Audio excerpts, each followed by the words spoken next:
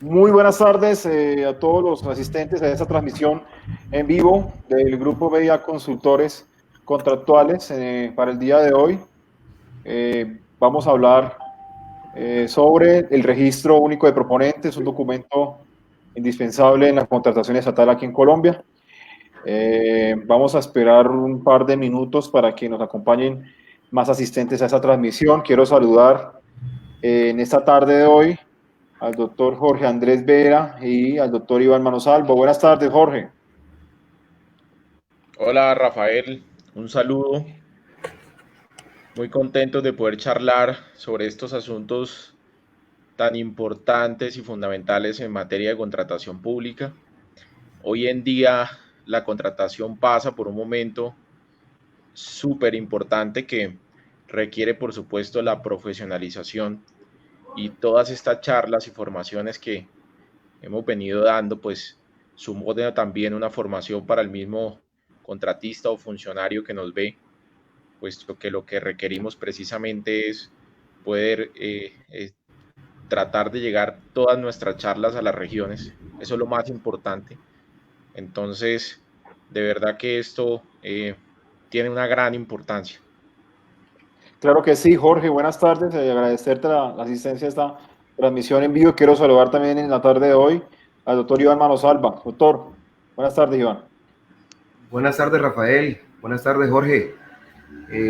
Acá desde Arauca, nuevamente misión para nuestros seguidores y las personas que quieran acompañar nuestra página de la actividad que estamos realizando en todo el país, tratando de capacitar, instruir y ayudar a formar un poco a esos proveedores en potencia que tiene el país con el fin de que puedan tener independencia en su actividad comercial.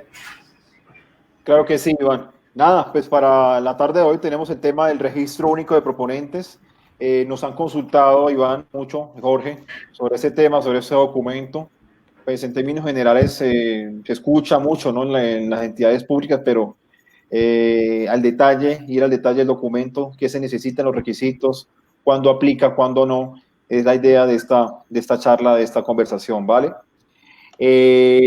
Nada, el registro único de proponentes, desde mi concepto, Jorge Iván, es un documento netamente técnico, jurídico y financiero que abarca cierta información sobre la empresa, cierta fotografía, yo lo llamo una fotografía de la empresa, ya hablándolo en cifras, hablándolo en experiencia, hablándolo en constitución jurídica de este documento que se hace indispensable para los proponentes que quieran licitar en grandes contrataciones, ¿no? ¿Qué opinas tú, Jorge? Y bueno, pues el registro único de proponentes es la hoja de vida del contratista. Allí es donde la entidad pública puede referenciar todos los aspectos, como lo decías, tanto como financieros, de experiencia, que son fundamentales a la hora de verificar la idoneidad por parte de las entidades públicas. Este es un documento que tiene una gran trascendencia, no solamente para la contratación en los últimos años y en las últimas expediciones de las normas, sino adicionalmente desde hace décadas. El decreto 222 del año 83 ya comportaba dentro de su iniciativa jurídica la posibilidad y el necesario ubicación del registro, pero era manejado por las entidades, no por las cámaras. Y este es un ejercicio bien interesante en el que por allá sentencias de a finales de los años 80 reprochaban este ejercicio, puesto que era evidente que las entidades públicas pues no ejercían con objetividad el registro único de proponentes y hacían solicitudes desproporcionadas. Pues hoy en día, digamos que hay unas cosas bien parecidas a lo que sucedía en aquellas épocas, que aunque no pudiéramos estar nosotros en la vida real en los años 80, yo ni siquiera había nacido, pero gracias a los grandes tratadistas en materia de contratación pública, pues nos han podido contar cuáles eran las situaciones de hecho que sucedían en aquella época. Por supuesto que posteriormente de la ley 80 se contuvo la necesidad de que el registro único de proponentes fuera asignado una competencia a las cámaras de comercio como una necesidad de que los mismos territorios tuvieran su propio manejo. Recordemos que cámaras de comercio hay en todos los departamentos. Hay por ahí unas excepciones que me encontré el otro día, que es el Bichada, por ejemplo, que el Bichada no tiene cámara de comercio, tiene una organización empresarial independiente, pero se supone que allí manejan este tema de registro étnico de proponente. Ahora, lo que sucedió con este ejercicio era que antes el registro era manejado a disposición de la entidad, posterior a la ley 80, quien inscribe toda la experiencia y la información financiera es el contratista como un ejercicio del principio de buena fe. Recordemos que la buena fe tiene una gran trascendencia en la contratación pública y ante este ejercicio pues es el mismo contratista el que comporta la información financiera y técnica que se requiere en el registro único de proponentes. Posteriormente, ya con la reforma que se le hizo con la ley 1150, en su artículo 6, pues por supuesto que de gran tino el legislador pudo contener varias consideraciones que ampliaron la figura del RUP y trajeron mucha más trascendencia, mucha más organización para el RUP. Este es un requisito que evidentemente podríamos relacionarlo con los requisitos habilitantes, puesto que aquí tienen un ejercicio de reconocimiento de la idoneidad del contratista. Entonces tendríamos que hablar de la capacidad jurídica, tendríamos que hablar de la experiencia y por supuesto de los requisitos organizacionales y financieros que se establecen en los requisitos habilitantes por parte de las entidades públicas. Podríamos terminar diciendo que la selección objetiva pues hace parte como un principio de la contratación estatal que tiene concertación y coherencia con el mismo RUP. Y ante este ejercicio pues es evidente que las entidades públicas hacen la revisión de esos requisitos que supone la hoja de vida del contratista para verificar si existe una idoneidad que comporte la necesidad de que pueda participar de un proceso contractual o no. No podríamos nosotros entrar a criticar el RUP sabiendo que es una figura que ha ayudado muchísimo a la contratación pública. Lo que sucede es que las entidades públicas a veces cometen diferentes desproporciones a la hora de esa verificación, porque supone que las entidades de manera excepcional pueden solicitar requisitos adicionales a los que estén inscritos en el RUP, como por ejemplo la experiencia.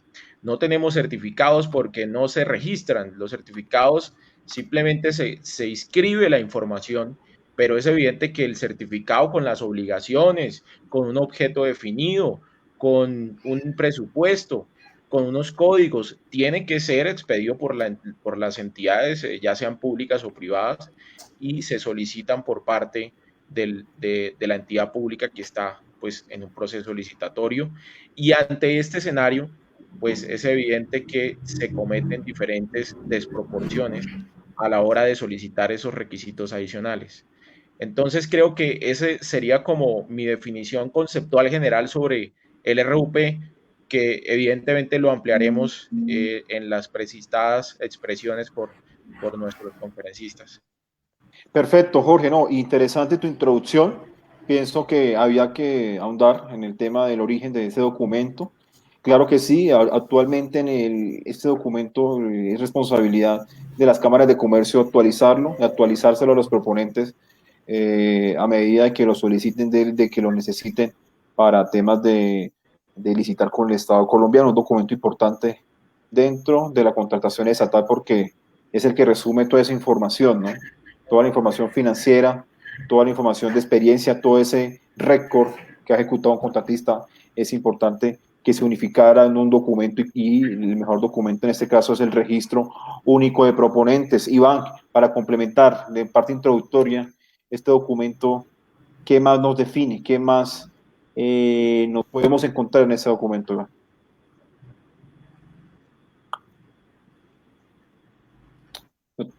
Bueno, pienso que efectivamente el registro único de proponentes para la mayoría de la contratación en general en el país, es el documento más importante para demostrar capacidad.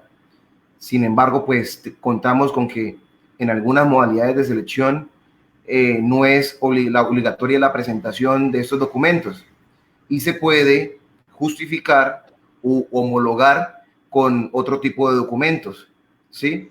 Entonces, ese es un documento que compila efectivamente todos los temas de capacidad jurídica, técnica, financiera, operacional. Jorge mencionó un tema bien importante, el tema de la buena fe, porque es el contratista, es el proveedor quien lleva a la Cámara de Comercio, esta entidad que tiene la agencia del cargue de actualización, la expedición de este certificado, de este documento. Allí se ingresa todo tipo de información, desde el objeto, desde la codificación que ese contratista a la hora de la ejecución de un proyecto, las fechas, información importante para que trascienda en el tiempo, que es el valor en salario mínimo mensuales legales vigentes a ese año, ¿sí? Entonces, podrán pasar 10 años, 20 años, pero cada vez que generemos la actualización de los salarios mínimos mensuales legales vigentes al año en el que se licite o se participe de un proceso de selección, pues la entidad podrá calcular y actualizar ese valor para efectos de saber si se cumple en la exigencia por parte de la entidad de ese porcentaje de experiencia. Un tema importante es que el registro único de proponentes al momento del cierre tiene que encontrarse vigente. Sin embargo, hay una situación que en todos los procesos de contratación se presenta, que es la llamada firmeza, que el registro único de proponentes adquiera firmeza, que se da durante el traslado de la evaluación. Sin embargo, encuentran los libros que dice que es hasta el traslado de la evaluación. Sin embargo, las reglas de subsanabilidad establecen de que uno puede aportar documentos hasta el momento anterior de una subasta inversa, por ejemplo, o uno puede llegar a la audiencia de adjudicación en una licitación pública y aportar en ese momento también el registro único de proponentes u otro documento subsanable para acreditar tal condición. ¿Qué pasa? Que cuando un proveedor actualiza información en la Cámara de Comercio, a veces necesita que esa información llegue actualizada, ¿sí? Para habilitarse. Algunas entidades actualizan o evalúan, dicen evaluado de manera hábil, de manera condicionada. A mí me parece que no. Me parece que transitoriamente siempre la entidad debe decir, de declararse no hábil, ¿sí? Por no encontrarse actualizada o en firmeza la información reportada en el RUP, ¿sí? Y al momento en el cual se realice,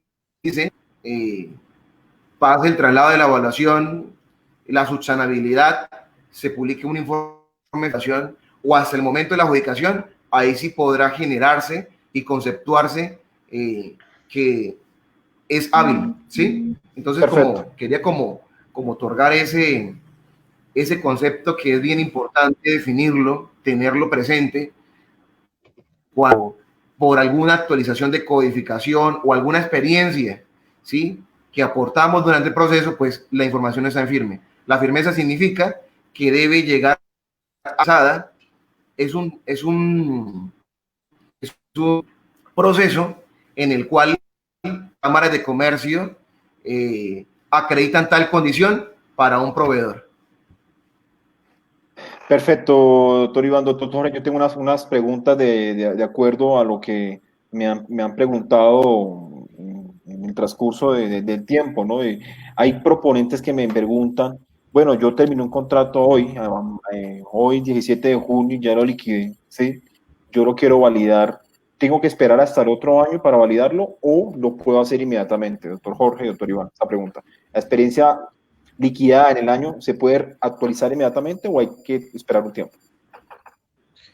Bueno, previo a hacer ese análisis, quisiera complementar, y por supuesto estoy de acuerdo con Iván en relación a la firmeza, porque creo que muchos tratadistas en Colombia, y eso obviamente alimenta para que las entidades públicas cometan errores a la hora de revisar una evaluación de un RUP que no tiene firmeza. Desde mi punto de vista, con la expedición de la ley 1882, ese tema quedó súper claro. Estaba interpretaciones dispersas sobre contratistas y entidades públicas y funcionarios, pero hoy en día con la ley 1882 quedó claro. Si uno lee a título textual esta ley que modificó el artículo 5, es decir, el principio de selección objetiva, nos dice que durante el término otorgado para subsanar las ofertas, los proponentes no podrán acreditar circunstancias ocurridas con posterioridad al cierre del proceso. Esto significa que tiene una grandísima importancia a la hora de inscribir el RUP, que de acuerdo al decreto 1082 se debe hacer a más tardar el 5º día hábil del mes siguiente. Por supuesto que ese ejercicio de inscripción pues supone un hecho jurídico súper fundamental que debe ser evaluado a la hora de un proceso licitatorio. Y por supuesto que si estos requisitos no se cumplen antes de la presentación de la oferta, la entidad pública lo tiene que rechazar, porque no podría, desde mi punto de vista, con este texto, la entidad pública validar dentro del término del traslado del informe de evaluación que se cumpla con la firmeza del RUP cuando es un hecho jurídico la inscripción y que debe estar debidamente en firme antes de la presentación de la oferta económica. Ante este escenario, por supuesto que valido la posición de Iván en este sentido y que las entidades públicas no cometan este tipo de errores porque es evidente que pasa normalmente. Es más, he visto cuando muchas entidades públicas se extralimitan también al otro lado de la norma, al irse a la posibilidad de que en la convocatoria pública pidan que sea la firmeza del RUP. Luego, no es una situación que comporte un hecho jurídico porque no existe en ese momento la presentación de la oferta y que a mi modo de ver no solamente es un gran reproche, sino adicionalmente puede ser que se ejerza una violación a la norma. Te dejo, Iván, para que contestes la pregunta y pues sigamos con el debate. Sí, Iván, la pregunta respecto a la experiencia. Si yo, un contratista, un proponente, termino un contrato hoy, 17 de junio, ¿puede validarlo en su IRUP o tiene que esperar hasta la otra vigencia?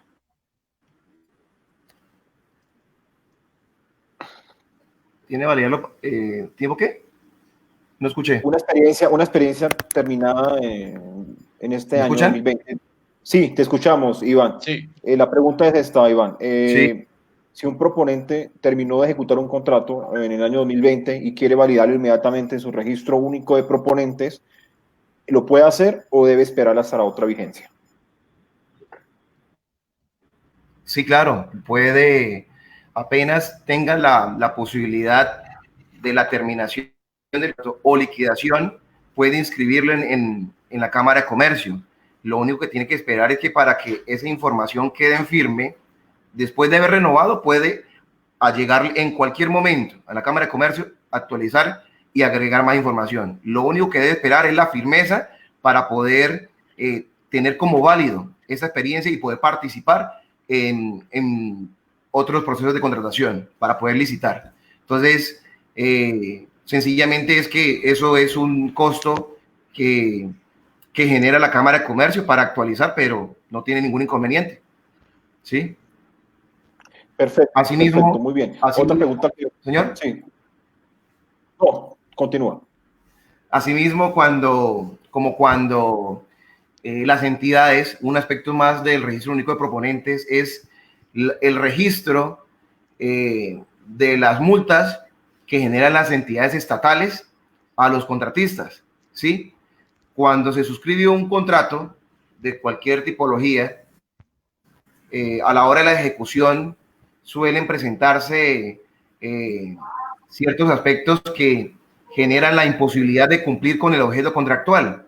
Cuando esto se genera, la entidad naturalmente genera un debido proceso, y en ese debido proceso puede resultar responsable el contratista por una acción u omisión y se le genera una sanción. Y esas sanciones van directamente registradas en la Cámara de Comercio. Pero ¿cuál es el procedimiento? Es que se genera un debido proceso, se genera una sanción mediante acto administrativo motivado y las entidades mensualmente reportan de sanciones a la Cámara de Comercio.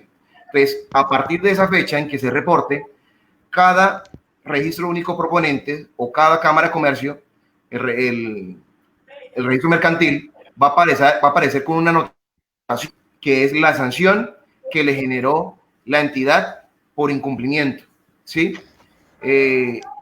Podemos ver que en algunas entidades, cuando vemos cualquier proceso de cualquier modalidad de selección, hay de rechazo, y allí describen que quienes reciben sanción o multa durante tanto tiempo, algunas durante los 2 últimos años, algunas entidades lo establecen durante los últimos 5 años, algunas dicen que no podrán participar del presente proceso de selección quienes tengan 2 o más multas, algunas 5 o más multas. Entonces, esto es un tema bien importante porque nos prohíbe, nos limita la participación en algunos procesos de contratación, ¿sí? Así cumplamos, así tengamos la capacidad jurídica, técnica, financiera, económica y operativa para ejecutar el objeto a contratar del proyecto que se esté adelantando, pero no nos dejará. Entonces, esa anotación de que, así como le respondimos a nuestro compañero, la persona que hizo la pregunta, se actualiza cada vez que queramos, y de la misma manera las entidades generan esa posibilidad y aporten la actualización de manera mensual para esos efectos de multas y sanciones. Perfecto, muy bien. Agradecerle la audiencia a las personas que nos están sintonizando en esta transmisión, ya 50 personas. También invitarlos a que si tienen dudas sobre ese tema, no olviden en hacerlas llegar en el chat de esta transmisión. Recordamos a los que acaban de ingresar que estamos hablando del registro único de proponentes, documento indispensable a la hora de licitar con el Estado colombiano. Tengo unas preguntas que hacerles, doctores Iván Manosalva, Jorge Vera. ¿En qué casos no es exigible el registro único de proponentes? Esta es una de las preguntas que más nos hacen cuando vamos a las regiones. ¿Cuándo no es exigible este documento para licitar con el Estado? Bueno, en primera medida, podríamos encontrar de que por regla general la norma indica que el RUP es obligatorio. Sin embargo, existen pues unas excepciones que están netamente identificadas en la norma. Ante este escenario, con reacción inusitada de las diferentes expediciones normativas que se han ejercido en materia del RUP, indica que la contratación directa no se requiere RUP. Por ejemplo, la mínima cuantía no se requiere RUP. Los contratos de concesión no se requiere RUP. En los contratos también de aquellos de actividades, contratos de enajenación de bienes tampoco se requiere RUP. Los que tienen que ver con la adquisición en bolsa de productos de aspectos agropecuarios tampoco se requiere RUP. Los contratos que tienen que ver con la adquisición de servicios, bienes de salud, tampoco se requiere RUP. Básicamente serían estos. Por supuesto que yo creo que para la mínima cuantía, creo que es bien importante que la norma le haya permitido a los pequeños empresarios. Es evidente que quien participa en un proceso de mínima cuantía es un pequeño empresario. Por eso, esa posibilidad de que el empresario no inscriba de una vez para contratar con el Estado del RUP, y es una recomendación que le hacemos a los pequeños empresarios que tienen empresas micros o que quieren iniciar con contrataciones con el Estado, pues empiecen con mínimas cuantías, que son procesos de 20, 15 millones, 25 millones, 30 millones, y esto no requiere RUP. Con buen tino, la norma le permitió la posibilidad para que aquellos contratistas que quieran licitar con el Estado y acceder a ese mercado de compras públicas, pues lo hagan sin necesidad, porque evidentemente que vale dinero y se requiere vasta experiencia para uno iniciar un RUP. Una persona, obviamente, que le pregunte a uno, hay que recomendarle eso. Por supuesto que en la contratación directa, pues podríamos decir de que como es un acuerdo de voluntades que se ejerce bajo el principio de la autonomía de voluntad de las partes, pues no se requiere ese RUP porque claro que se revisa la idoneidad, pero ese ejercicio creo que está bien soportado con los estudios del sector y con los estudios previos que allí se identifican para poder seleccionar a ese contratista, pero se imprime más la autonomía de voluntad de las partes. Por otro lado, por ejemplo, yo le hago un reproche a los contratos de concesión porque me parece que aunque prime la autonomía o la voluntad de las partes, todos saben que los contratos de concesión no son contratos de 30 millones, son contratos de miles de millones. Y aquí sí me parece que hay un reproche a la norma, a la permisividad de que no se necesite RUP, puesto que aquí nos estaríamos frente a un escenario de que pues pueden justificarlo y pueden haber errores a la hora de seleccionar un contratista bajo esta figura. Adicionalmente, para ya darle la palabra a Iván, aquellos empresarios extranjeros no requieren RUP tampoco. Creo que aquí comporta una figura que también desde mi punto de vista es reprochable, puesto que pues entonces con todos los acuerdos marco que permitan la posibilidad de que concurran proponentes extranjeros, pues aquí los colombianos quedamos un poco como huérfanos frente a esa posibilidad y esa facultad que le entregaron a los proponentes extranjeros y luego con una expresión inusitada, de verdad que es un reproche grandísimo a estas consideraciones. Perfecto. Y Jorge, gracias por tu aporte. Sí, interesante. De pronto no hay una igualdad, por decirlo de alguna manera, en la exigibilidad de este documento para un proponente nacional y un proponente extranjero. Yo pienso que desde ese punto de vista el Estado debería también exigirle a los proponentes extranjeros esa inscripción dentro del Registro Único de Proponentes en Colombia para que puedan participar de procesos. Claro que sí, doctor Iván Manosalva, para aportar cuándo es exigible y cuándo no es exigible este documento y comentarios al respecto. Jorge respondió bastante bien la pregunta, creo que esa es la respuesta. Como para adicionar, efectivamente, en los contratos de concesión pienso que hacia el futuro tiene que regularse mucho más la materia, que no solamente sea que abarque todas las modalidades de contratación directa, sino que por cuantía también, así como se genera en algunas modalidades de selección la participación de micro, pequeñas y medianas empresas, aquí también se pueda hacer exigible el registro único de proponentes para algunas cuantías dentro de la contratación directa, porque es que en las concesiones se están dejando una gran responsabilidad de futuros contratistas que realmente pienso yo que en un gran porcentaje a nivel nacional se han generado una contratación indebida, ¿sí? Yo pienso que por cuantía tendría que hacerse exigible hacia el futuro, pero bueno, nosotros no somos los legisladores, podemos tratar de participar, de aportar nuestro conocimiento y de pronto desde la experiencia indicar de que se hará necesario hacia el futuro la exigencia de este documento. Entonces, como para complementar, ¿por qué no se exige el registro único de proponentes para las modalidades de selección que indicó Jorge? Efectivamente, porque en un proceso de mínima cuantía no se requiere o se puede complementar la experiencia con el aporte de unas certificaciones, ¿sí? Donde acredite que estamos cumpliendo con lo que exige la entidad. La parte financiera, para eso está el trabajo de los contadores, de un revisor, para poder acreditar que tengo una información financiera que me otorga capacidad, que puedo cumplir efectivamente con ese objeto contractual. Y en la Cámara de Comercio, en el registro mercantil, ¿sí? Certificado de exigencia y representación legal se llama, registro mercantil, allí también allí hay una información básica que establece que mi actividad comercial principal y secundaria es tal, ¿sí? Suministro de papelería, la principal. 2, suministro de materiales de construcción. A 2 actividades principales comerciales y secundarias tenemos 2 adicionales. Se llama actividad comercial adicional 1 y la 2. Podemos meter servicios como contador, podemos meter servicios como abogado, en fin. Son 4 actividades que podemos incluir para poder realizar esa actividad comercial.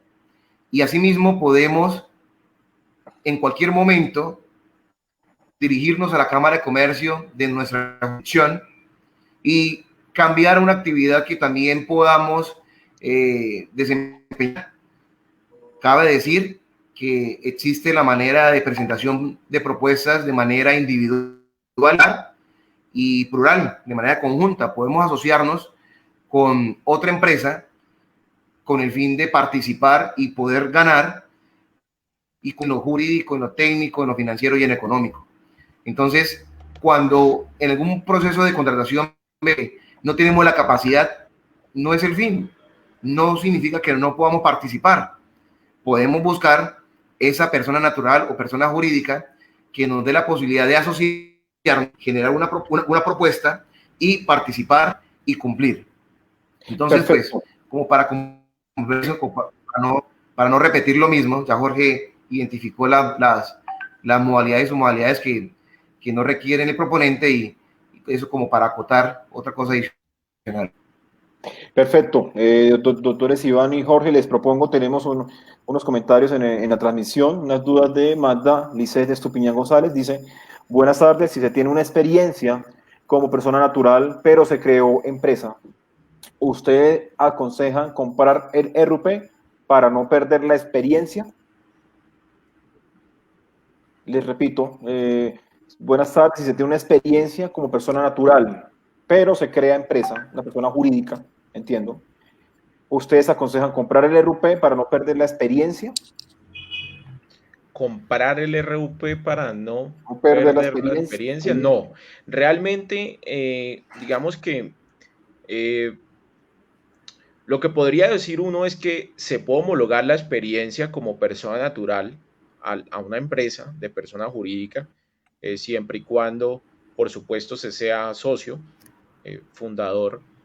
Entonces, en este sentido, pues podría trasladarse, pero depende del escenario. Si es una empresa pequeña, pues es evidente que al trasladarle la experiencia, no necesitaría irse a un RUP, pues la experiencia ya relacionada o traspasada o transmitida a la empresa va a quedar en la empresa. Y se supone que, como lo ha dicho Colombia Compra Eficiente y como lo ha dicho el Consejo de Estado en innumerables sentencias, la experiencia no se pierde con el tiempo. Entonces, por supuesto que depende del escenario. Si es una empresa pequeña que va a participar de procesos de mínima cuantía, no es necesario que se inscriba el RUP. Pero si son procesos grandes que ya de pronto quiera traspasarle una empresa que está consolidada o más experiencia para tener mayor capacidad, pues por supuesto que sí.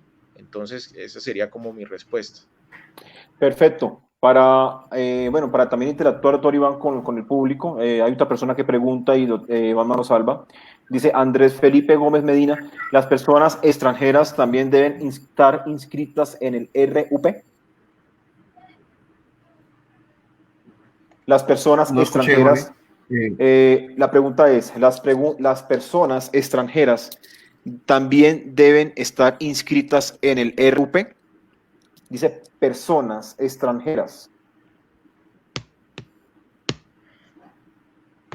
Sí, las personas extranjeras tienen la posibilidad también de homologar la experiencia, de hacer el registro ante la Cámara de Comercio y acreditar la información necesaria para poder participar dentro de cualquier proceso de contratación. ¿Sí? Lo que pasa es que depende también de las exigencias de la entidad. Lo que pasa es que en todo proceso de contratación debemos leer con detenimiento de la exigencia que haga la entidad. Algunas personas solamente le pedirán el certificado de existencia y representación legal, pero también algunas en algún momento pueden pedirle la realización o la entrega del registro único de proponentes. Entonces, en la confección de los pliegos de condiciones siempre es importante leer con detenimiento y, si es en la oportunidad necesaria, observar, escribir y hacer la solicitud correspondiente. Pero por lo general, la mayoría del tiempo, vemos que la exigencia se hace únicamente con Cámara de Comercio, pero también es exigible, ¿sí? Perfecto. Tenemos otra pregunta, aprovechando que estamos interactuando con el público, doctores Iván, doctores Jorge. Dice Sandra Edith, ¿qué pasa si no se actualiza el RUP en la fecha establecida? Doctor Jorge Vera, ¿qué pasa si no se actualiza el RUP?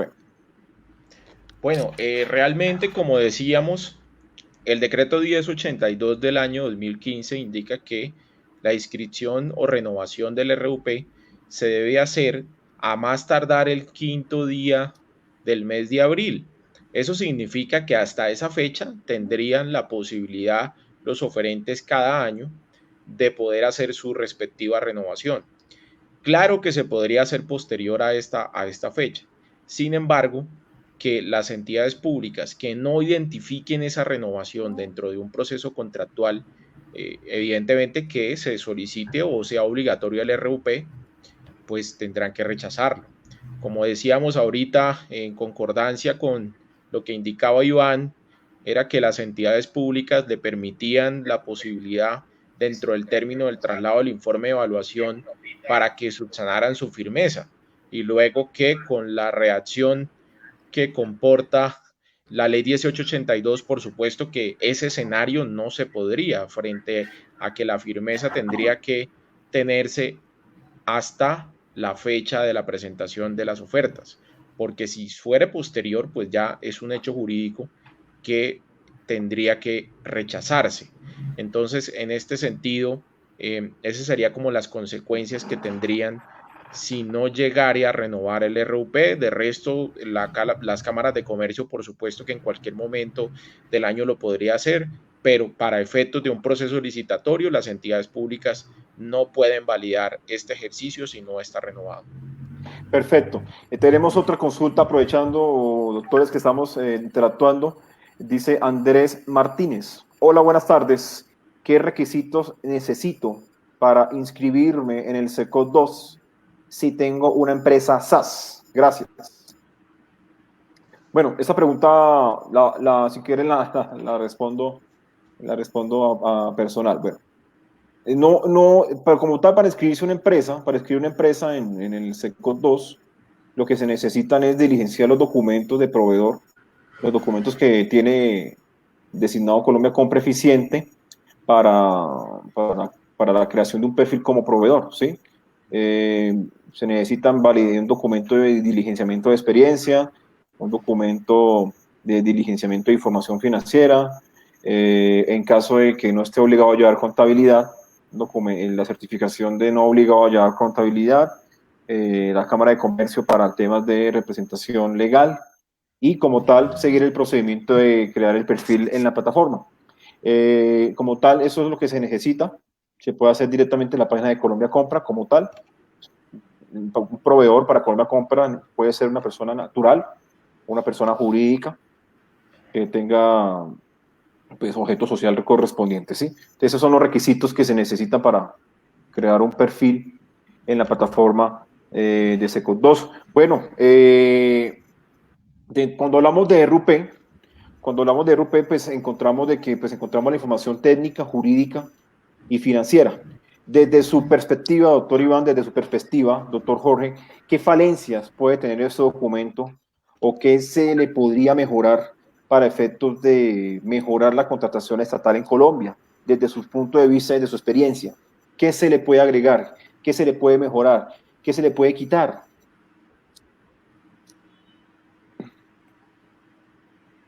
Dale, Yo Iván. pienso que que ese tema de la firmeza es un tema que genera muchas dudas.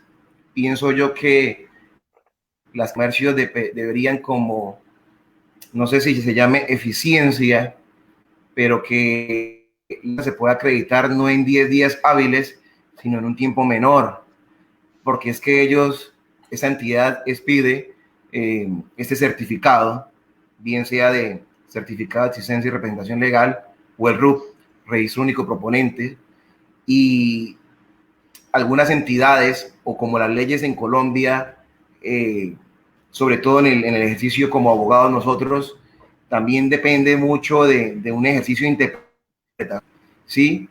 Y a veces podemos violar una norma o podemos violar las reglas de subsanabilidad, y hay dudas de qué es subsanable, qué no es subsanable y cuándo se mejora una propuesta. Y efectivamente, siempre, y es de común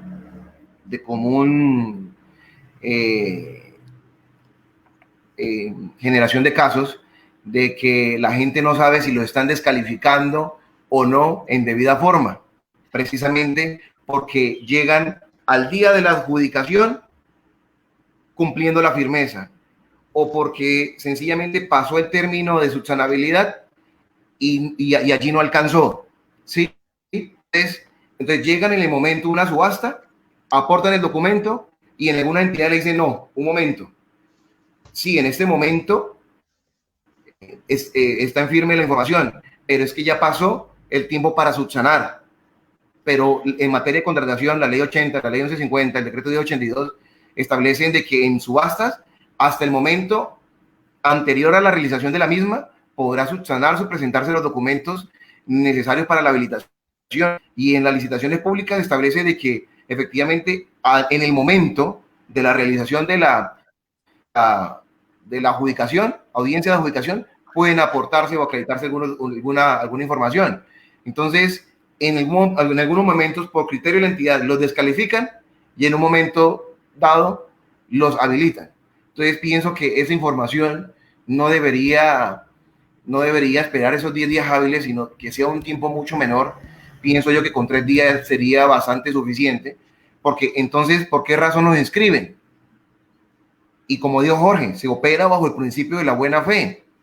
En todo caso, aquí surge un tema distinto, un tema de la posibilidad de que tiene cualquier interesado, cualquier oferente o cualquier proponente, cuando participa de un proceso de contratación, es cómo se impugna el registro único de proponentes, ¿sí? Que es que la Cámara de Comercio suscribe un acta donde genera la inscripción, el acto de inscripción, y tenemos 10 días hábiles para poder presentar un recurso, ¿sí? Para objetar la información que allegó el proveedor o la persona natural o la persona jurídica, ¿sí? Y si el proceso de contratación ya va adelantado, ¿sí? No suspende los efectos del proceso de contratación, pero sí se podrá demandar ante lo contencioso administrativo, ¿sí? Para poder hacer valer el derecho. Por ejemplo, cuando se aporta una información falsa, no es responsabilidad de la Cámara de Comercio, porque la Cámara de Comercio obra bajo el principio de la buena fe, ¿sí? Ya, si se logra hacia el futuro, la ilicitud, la Cámara de Comercio le generará una sanción de 5 años, ¿sí? Para celebrar contratos con entidades estatales. Entonces, como para mejorar este aspecto que les acabo de mencionar, pienso que mucha gente en Colombia, muchas personas naturales o personas jurídicas quedan habilitados o inhabilitados para los dos casos en indebida forma, y a veces ni se demanda ni se pone en conocimiento. Entonces, como para mejorar hacia el futuro, tiene que ver esta operación, esta entidad, como lo es la Cámara de Comercio, para que sea más eficiente. Perfecto, y estoy de acuerdo, Iván. Yo pienso que 10 días es mucho, teniendo en cuenta que la contratación estatal tiene unos términos, y que si yo, desde la perspectiva de un contratista, un proponente, quiero hacer validar una experiencia para poder participar de un proceso, ese trámite se me demoraría, y la firmeza pues se demoraría. Entonces, desde ese punto de vista, pienso que las cámaras de comercio deberían agilizar el tema de la firmeza como tal de un registro único de proponentes, quería complementar eso. Doctor Jorge Vera, ¿qué se le puede mejorar a ese documento? ¿Qué se le puede quitar? Yo pienso que el RUP, siendo ese documento fundamental para que las entidades puedan revisar como una hoja de vida la idoneidad del contratista, por supuesto que el artículo 5 de la ley 1150 les permite a las entidades pedir requisitos adicionales a los que ya están soportados en el RUP. Luego, desde mi punto de vista, los requisitos habilitantes, y no es porque yo lo diga, estructura, mediante el observatorio, determinó en los últimos observatorios antes del año 2019, por ejemplo, en el año 2018 indicó que el 85% de la contratación se adjudicaba a un solo oferente y que ese 85% que solamente pasaban los requisitos habilitantes, un solo oferente, pues se daba precisamente en los requisitos habilitantes. Entonces hay una línea roja que nos indica ese observatorio, que además también los mismos organismos internacionales han desarrollado diferente investigación, el mismo gobierno nacional lleva décadas investigando la contratación y siempre se encuentran de que las barreras y los obstáculos están en los requisitos habilitantes. Y es precisamente porque ese artículo 5 de la ley 1150 le entregó la posibilidad a las entidades de que soliciten requisitos adicionales en el RUP. Luego, desde mi punto de vista, con mal tino el legislador le entregó esa posibilidad a las entidades y es reprochable, puesto que lo que debería hacer hoy en día, y sería mi propuesta para modificar en el RUP, es la posibilidad de que se tengan las experiencias que se tengan estén debidamente validadas en el RUP y que las entidades exclusivamente se limiten a solicitarle o a simplemente verificar la información que está en el RUP. Debería ser la información mucho más amplia porque uno ve un RUP cuando es funcionario público y no encuentra muchas cosas. Encuentran 4 o 5 datos referente a códigos, en referente a un objeto y referente a unos salarios mínimos legales mensuales vigentes.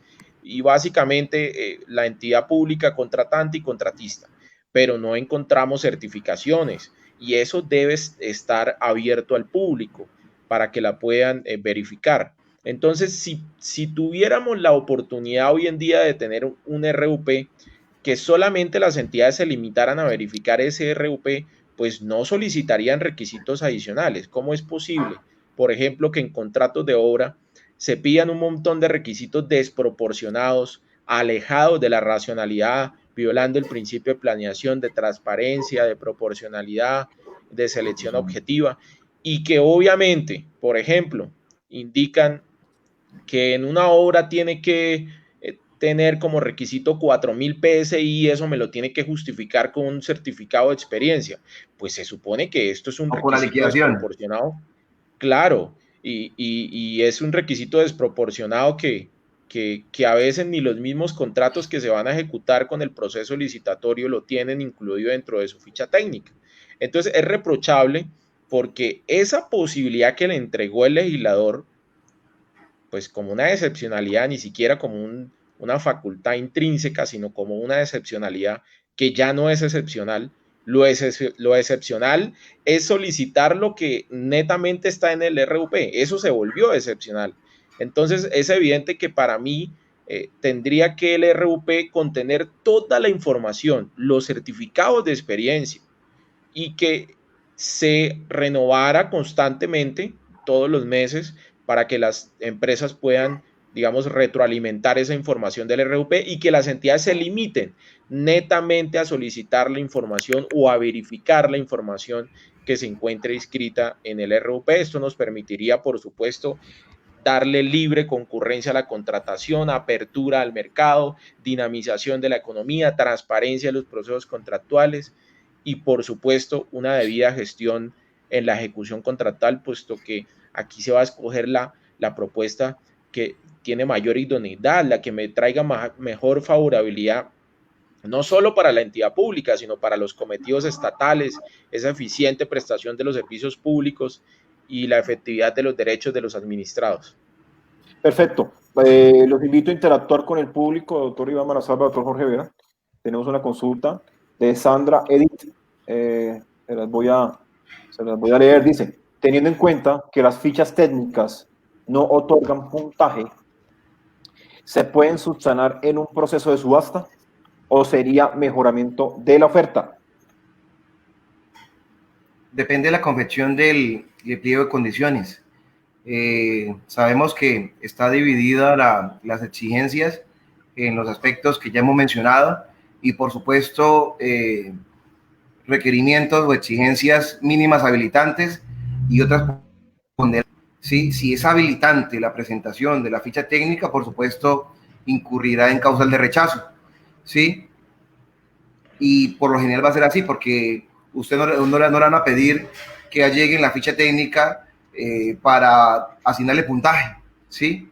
Entonces, lo que pasa es que es indispensable identificar la ficha técnica, por lo general no, es para bienes, para elementos, ¿sí? Sobre todo para bienes de común utilización. Entonces sí es importante para efectos de comparar que los bienes que va ofertando el oferente hasta esa etapa del proceso de contratación coincide y es lo que la entidad está licitando, lo que desea contratar, ¿sí?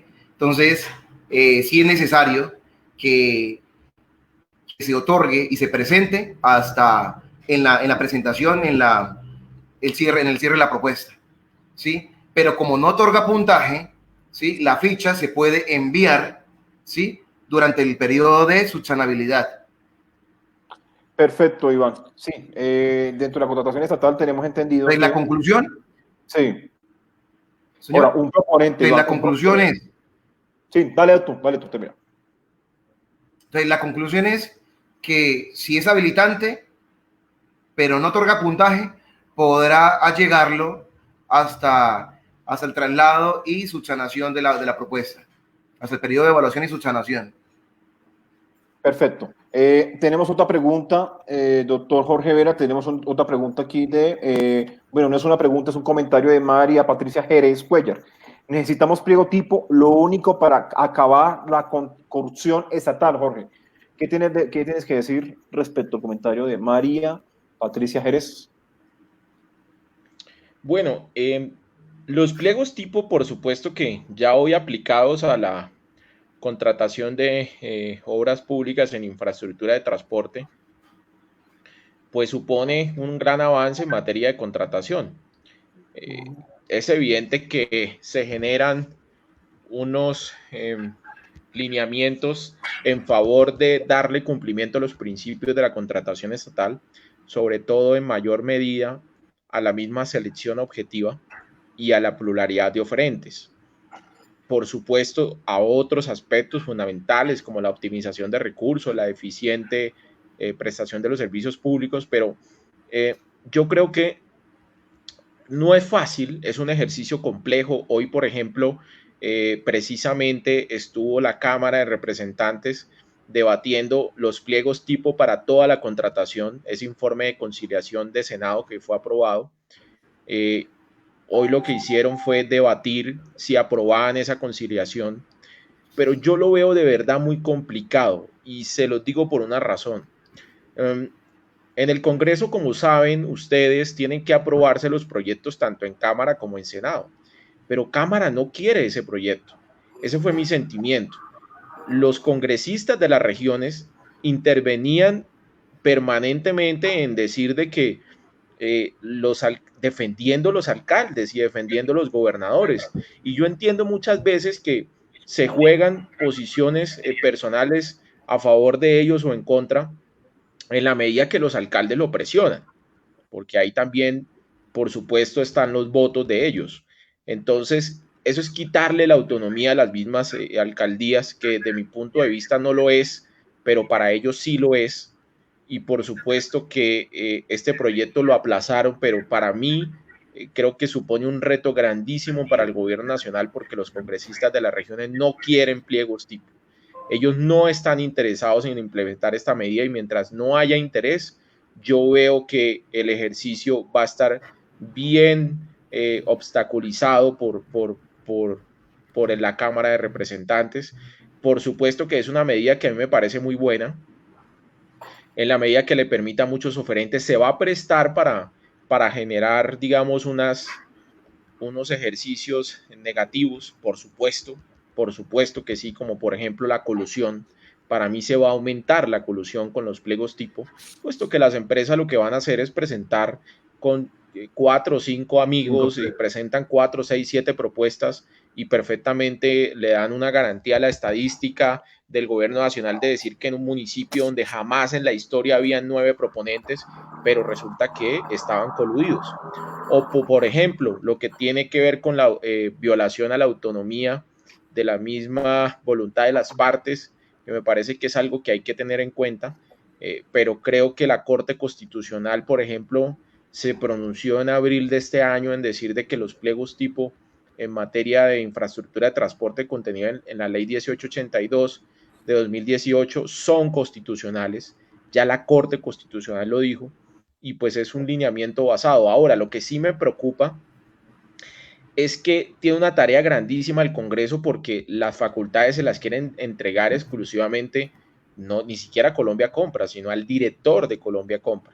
Y eso sí me parece que la posibilidad de que un solo funcionario recaiga la medida de poder obligar a todas las entidades estatales en materia de contratación pública con circulares, con pliegos tipo, con manuales, pues me parece que eso es una concentración de poder. Recordemos que la contratación pública le hace parte grandísima a la economía, representa entre el 15 y el 20% del PIB, del Producto Interno Bruto, y pues, por supuesto que tiene gran importancia. Es decir, que en una persona estaría la reglamentación de casi el 20% del PIB. Pues me parece que son unas funciones extralimitadas que tendría el director de Colombia Compra Eficiente, que esto debe ser una cosa consensuada con todas las regiones. Claro, los gobernadores tienen la posibilidad de expresar sus diferentes lineamientos, pero aquí en relación, por supuesto, con lo que tiene que ver con el RUP, pues tiene mucha trascendencia porque al final el pliego tipo va a garantizar de que esa información que está en el RUP, que es la idoneidad del contratista, pues se cumpla, porque va a ser el contratista más idóneo el que gane el proceso licitatorio y resulte adjudicatario. Perfecto, Jorge. Importante tu comentario. Yo pienso que ya el Estado empezó con la obra pública en pliegos tipo.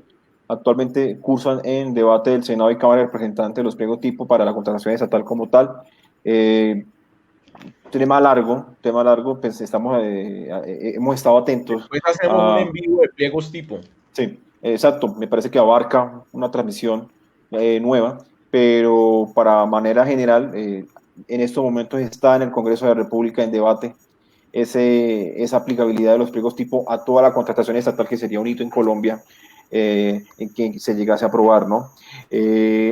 Yo pienso que el SECO 2, de alguna manera, la implementación de este sistema electrónico que ya está llegando a las regiones, de alguna manera está apostándole a la transparencia, ¿no? Apostándole a que la información sea real, a que la información sea inmodificable. De alguna manera, este sistema nos va a unificar en términos de operatividad en la etapa precontractual en todo el país, ¿no? Yo pienso que ya para terminar, muchachos, comentarios finales de esta transmisión. Y también, bueno, a los asistentes comentarles de que actualmente tenemos el curso de SECO 2 para proveedores proponentes. Grupo BIA, consultores contractuales, lo estamos ofreciendo de manera virtual para que se capaciten en sus casas, en sus oficinas y no tengan que desplazarse pues a ninguna físicamente a algún auditorio. Lo estamos ofreciendo, lo pueden tomar con nosotros y actualmente comentarles que hablando de pliegos tipo, en el Grupo BIA estamos estructurando el curso de pliegos tipo con enfoque a SECO 2. Entonces nos encontramos en la estructuración de ese curso. Muy pronto saldrá a público un curso muy práctico y muy elemental para los que pretenden o quieran incursionar en la contratación pública en Colombia. Doctor Jorge, Iván Manosalva, ya comentarios finales respecto al registro único de proponentes, respecto al SECO 2. De mi parte puedo decir que las entidades con la implementación del SECO 2 tienen la potestad de consultar un registro único de proponentes a través de la plataforma. ¿A qué me refiero? Un funcionario público con una cuenta de comprador sencillamente puede consultar el registro único de proponentes en vía real, in facto, con las cámaras de comercio, porque ya existe una interoperatividad entre con una compra eficiente a través de su plataforma SECO2 y las cámaras de comercio. De tal manera que, en términos generales, la entidad puede corroborar la información registrada en el registro único de proponentes y que sea verdad y que sea verídica, y de una u otra manera verificar la firmeza de un documento.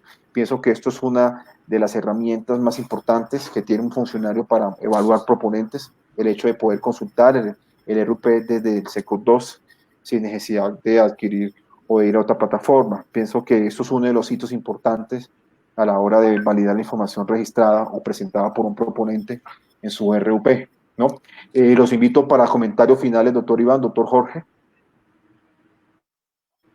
Bueno, de pronto como para generar otro aporte de cómo mejorar el tema de los procesos, otra vez en relación a la Cámara de Comercio, que es la que expide el certificado de existencia y representación legal y el registro único de proponentes, que sería importante que hacia el futuro esas actividades comerciales puedan ser inmodificables por lo menos por un año. En una transmisión anterior, de manera jocosa, yo puse un ejemplo de que se lanza un proceso de naves espaciales, ¿sí? Como para demostrar la locura que tienen algunos proveedores o contratistas, y de inmediato van a la Cámara de Comercio y cambian la actividad comercial por la que acaba de mencionar. Entonces, si hacia el futuro se limita, yo pienso que una empresa, una persona natural, una persona jurídica que tenga 4 actividades es más que suficiente, ¿sí? Eso impedimos que personas que no son idóneas, ¿sí? Que no tengan capacidad en determinada actividad comercial, pues no se metan a ejercer temas que no tienen capacidad, ¿sí? Y podemos generar de que las empresas que se contratan sean realmente especialistas en la adquisición de bienes, servicios u obras, ¿sí? Para el sector que se desempeñen. Entonces pienso que ese tema sería importante hacia el futuro, así como las multas, sanciones o inhabilidades cuando se generan en las cámaras de comercios, están por lo menos por un año, ¿sí? Por lo menos por un año. De la misma manera debería estandarizarse anualmente la actividad que van a desarrollar durante esa anualidad. Yo sé que es difícil, es complejo y vamos a limitar, pero más que limitar, vamos a tener contratistas idóneos hacia el futuro. ¿Sí? Eso como acotación. Por ahí me escribieron en el WhatsApp una pregunta, es el tema del formulario que genera la Superintendencia de Industria y Comercio, ¿sí? Que es la que autoriza la suscripción de ese formulario para el registro en el proponente, ¿sí? Entonces, solamente era como para mencionar eso por último y ya despedir, indicarle a la audiencia que nos sigue que participe en todo esto en Facebook Live, en los que contamos, sobre todo en este tiempo de cuarentena, que se sigan instruyendo y que estaremos abordando los temas que propongamos entre nosotros y lo que a solicitud de los interesados nos indiquen. ¿Sí? Cuando estuvimos en Arauca, en el tema de la capacitación de SECOP2, a la gente curiosamente le interesó muchísimo más la generación, a Jorge y Rafael en la Cámara de Comercio, que sí, nos pidieron enfocar la capacitación mucho más en la presentación de propuestas conjuntas, es decir, consorcios o uniones temporales, que es lo más conocido, porque también existe en la sociedad de promesa futura. Entonces, es como en el sistema nos relacionamos para poder presentar esa propuesta de manera virtual.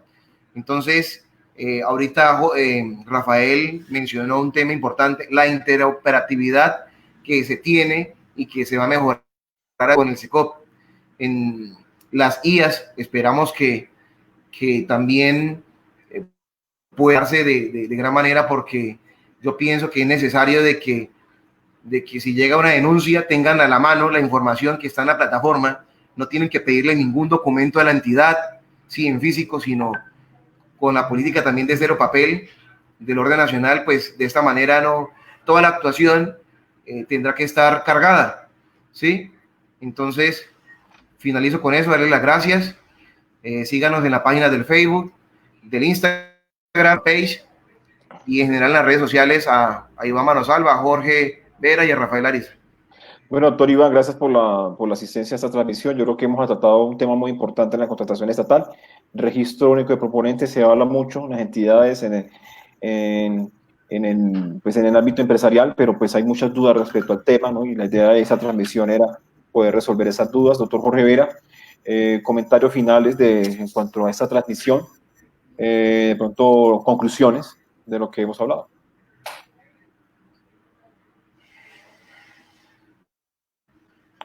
Creo que el doctor Jorge no tiene sonido. Creo que el doctor Jorge... es que había silenciado. De acuerdo con lo que hemos venido ya desarrollando en esta intervención, por supuesto con mi intervención precitada cuando propuse de que la información del RUP fuera más pública, pues por supuesto que también no solamente hay que hablar de la entidad pública, sino también del contratista. Vemos contratistas mañosos. Yo lo viví cuando estuve en varios procesos licitatorios como funcionario público, en que los proponentes modificaban las certificaciones que inscribían en el RUP. Y claro, uno verifica el RUP y se supone que ahí está la información general, pero resulta que el contrato en realidad es diferente. Cuando comporta información diferente entre lo que inscribe en el RUP y lo que aparece reflejado en la realidad, pues supone una violación que también es sancionable por parte de las mismas normas colombianas. Allí en la ley 1474 pues nos establece varias consideraciones en contra de las mismas contratistas que cometen este tipo de fallas e ilegalidades. Entonces, claro que la información pública también debe ser para las entidades públicas, porque yo tuve la barrera y el obstáculo de que no encontramos la información, de que realmente cuál fue la inscrita. Demoramos como una semana, más de una semana, solicitándole a la Cámara que nos enviara esa información. Nos tocó suspender el proceso y al final la Cámara nos envió la información y evidentemente que encontramos de que no era coherente lo que habían anexado en la certificación de experiencia con lo que habían, digamos, inscrito en el RUP.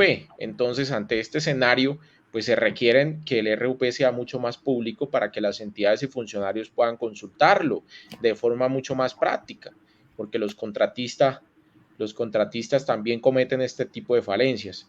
Y pues en términos generales, decirles que pues por supuesto que hemos hecho grandes avances en materia de la organización y consolidación del RUP. Necesitamos seguir trabajando precisamente.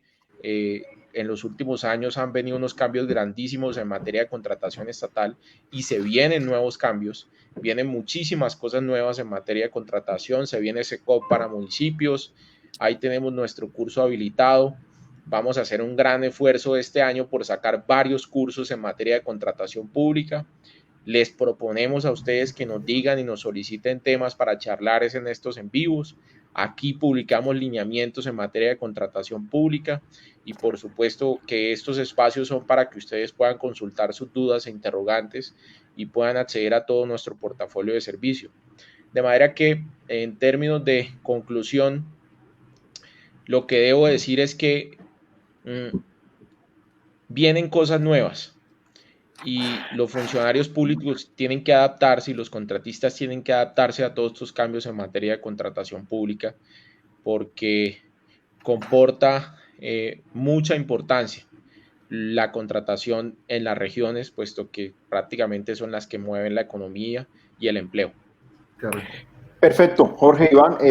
Yo para culminar, bueno, Yo pienso que más allá del documento como tal la llegada del SECO 2 va a marcar un cambio importante en la contratación estatal. Vemos que el Estado colombiano está sistematizando sus procesos en todas sus entidades públicas y la contratación estatal, pues, no estaba exenta a esto, ¿no? Entonces, se viene eso, SECO 2 para municipios. Esperamos que el próximo año ya llegue la obligatoriedad.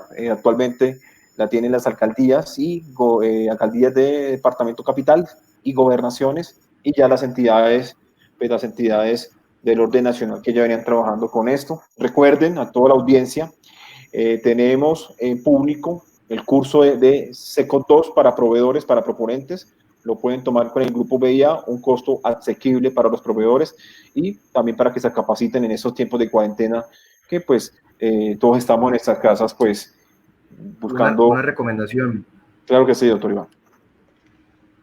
Para los proveedores en general, en todo el país, les recomendamos, el grupo BIA le recomienda llevar un control y seguimiento a las fechas en las que debe tener renovado el RUP.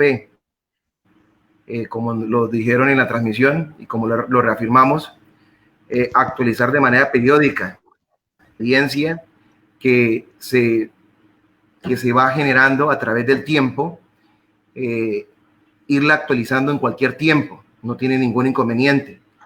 Esta buena práctica le va a permitir contar con esa capacidad de manera actualizada para poder licitar en modo, tiempo y lugar en línea el SECOP y presentarse a determinado proceso de contratación.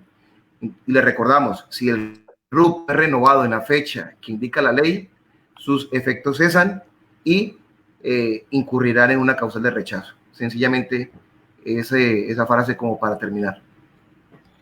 Perfecto. Doctores Iván, agradecerle la asistencia a esta transmisión. Pronto trataremos otro tema de interés en esas transmisiones en vivo que estamos haciendo la firma para que nos han pedido también nuestros seguidores en nuestras páginas, y lo venimos haciendo de una forma académica para que también interactuemos con los clientes, con el público. Doctor Iván, agradecerte la asistencia. Doctor Jorge Vera, Iván allá en Arauca, doctor Jorge Vera en la ciudad de Bogotá. Seguimos trabajando por ustedes, seguimos emitiendo conocimiento. Estamos próximos a lanzar cursos de pliegos tipo infraestructura de transporte con enfoque a SECO 2. Actualmente tenemos el de SECO 2, proponentes, proveedores, y se vienen muchos más. Recordemos que en la firma tenemos la capacidad y la experiencia para asesorarlos y brindarles ese acompañamiento en la contratación estatal, ¿vale? Nada, pues agradecer al doctor Iván, doctor Jorge Vera, muchas gracias en esta transmisión. Nos volvemos a ver en una próxima oportunidad. Listo, un abrazo para todos. Bueno, hasta luego.